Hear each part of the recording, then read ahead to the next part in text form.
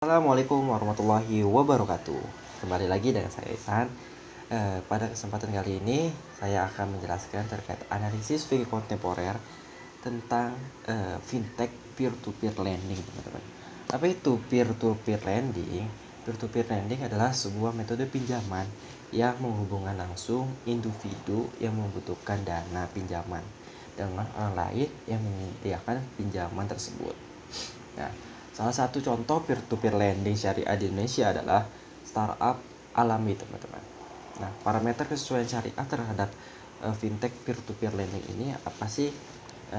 Jadi, prinsip-prinsip yang diterapkan oleh vintage peer-to-peer lending syariah berdasarkan fatwa dari DSN MUI. Dari segi akad harus sesuai dengan syariah. Kemudian juga harus terhindar dari unsur riba, unsur gharar, unsur maisir, unsur penipuan, bahaya dan lain sebagainya, teman-teman. Di sisi lain, untuk menjaga kemaslahatan berbagai pihak, dikatakan peer-to-peer lending syariah sesuai dengan prinsip syariah apabila klausa baku yang dibuat oleh penyelenggara memuat prinsip keseimbangan, keadilan, dan kewajaran sesuai syariah dan peraturan perundang-undangan yang berlaku. Kemudian adab dari etika bisnis Islam tentang peer-to-peer lending ini harus tercermin dalam semua aspek kegiatan bisnis yang sesuai dengan nilai-nilai moralitas, kemudian spiritualitas gitu. Kemudian semuanya ini untuk meningkatkan pendapatan kehidupan Islami. Kaitannya etika bisnis Islam dengan fintech syariah itu sendiri terjadi karena adanya kaitan erat dalam dunia ekonomi, di mana fintech itu sendiri merupakan produk keuangan syariah yang keberadaannya pada lembaga tertentu dan menyediakan pelayanan sesuai dengan harapan bagi masyarakat, teman-teman. Kemudian poin dari usul fikihnya itu, teman-teman, terdapat dalam Quran surat Al-Kahfi ayat 19, kemudian terdapat juga dalam Quran surat Al-Qasas ayat 26. Nah, dari kedua ayat tersebut menjadi dasar gitu dari penentuan landasan bahwa fintech syariah hadir sebagai hal baru yang tentuannya secara umum diatur dalam Al-Quran. Seperti yang telah disebutkan, fintech syariah ini banyak sekali perbedaan dengan fintech konven, ya teman-teman.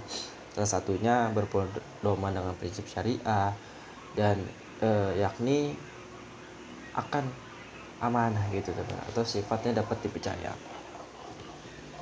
Kemudian kaidah fikihnya adalah di mana terdapat kemaslahatan, di sana terdapat hukum Allah.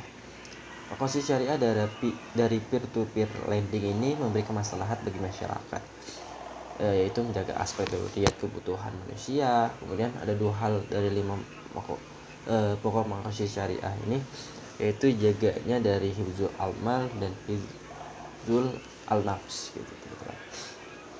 Terus apa aja sih akad-akad yang dipergunakan dalam peer-to-peer lending ini?